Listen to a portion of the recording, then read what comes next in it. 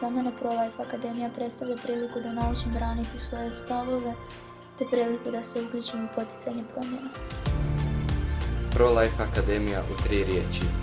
Ohrabrujuća, izazovna, plodonosna. Mislim da je to poseban i moćan osjećaj. Kao da imam priliku zauzeti sezone najmanje i napokon je uzimam. Čemu je Pro-Life Akademija jedinstvena?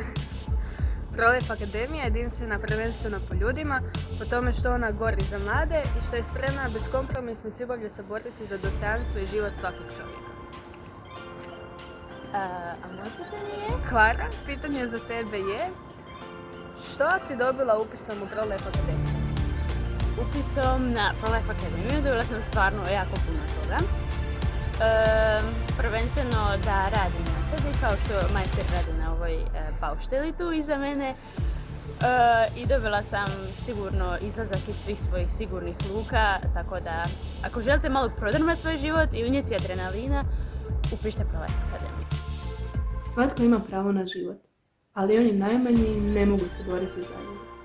Zato se možeš pridružiti Pro-Life Akademiji i boriti se za njih i za njihov život.